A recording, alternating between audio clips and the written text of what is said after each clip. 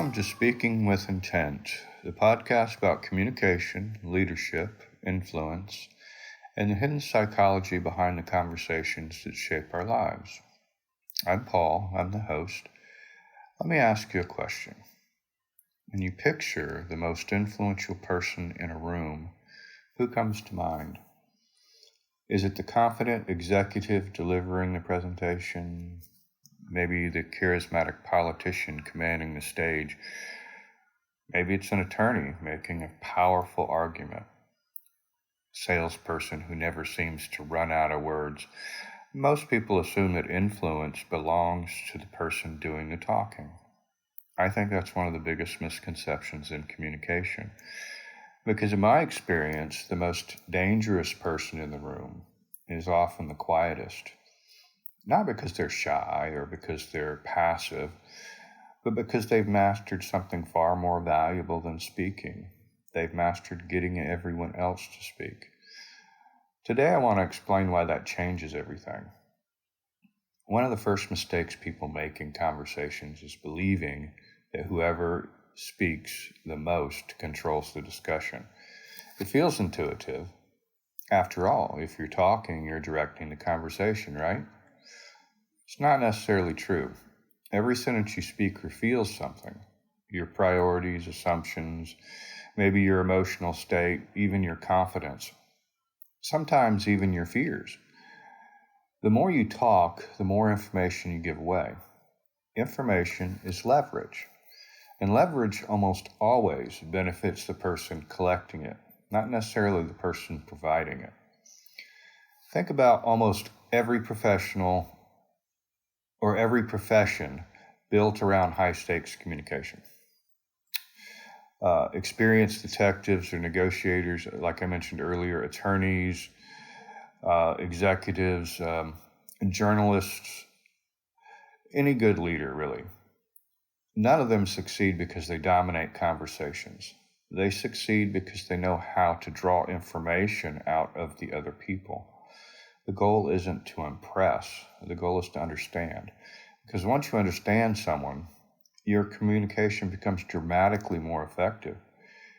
Here's something fascinating. Most people don't actually like silence. A pause of just a few seconds can feel much longer. And when people become uncomfortable, they often start filling that silence. They explain more, justify. I've talked about this a number of times. They volunteer information nobody even asked for. You've probably experienced this yourself. Someone asks a simple question, you answer it. Then because the silence feels awkward, you just keep talking. 5 minutes later, you've revealed far more than you intended. The other person hardly had to do anything. Silence did the work. People often ask me what the most persuasive sentence is. Honestly, it's usually a question. Questions shift the psychology burden. Statements require defense. Questions invite reflection. Instead of saying, I think your project has problems, try asking, what concerns you most about this project? Instead of arguing against someone's position, ask, what led you to that conclusion? Instead of defending yourself immediately, ask, what specifically gave you that impression? Good questions don't corner people, they encourage them to think. And thinking often changes minds more effectively than arguing ever could. Listening has an unfortunate reputation. People think listening means simply waiting for their turn to speak. Real listening is far more active than that. Observe patterns and noticing hesitations. Pay very close attention to what someone emphasizes and what they carefully avoid. Sometimes what's missing from a conversation tells you more than what's being said. That's where experienced communicators separate themselves. They're listening for information, not opportunities to interrupt. Many professionals feel pressure to demonstrate expertise, so they explain and elaborate, sometimes even lecture. Ironically, the more someone feels the need to prove their intelligence, the less they tend to learn during the conversation because learning requires listening. The smartest person in the room isn't always the one with the most answers. Often it's the one asking the most insightful questions. We've all seen leaders who dominate meetings. They speak first, longest. They leave little room for anyone else. Sometimes that creates compliance, but it rarely creates commitment. Strong leaders often do something different. They ask, they listen, they even encourage disagreement and invite perspectives they hadn't considered. And why is that? Because their goal isn't to hear themselves, it's to make better decisions. Leadership isn't measured by airtime. It's measured by quality of thinking that emerges from the conversation. Here's a challenge I'd like you to try this week. First, ask one more question than you normally would.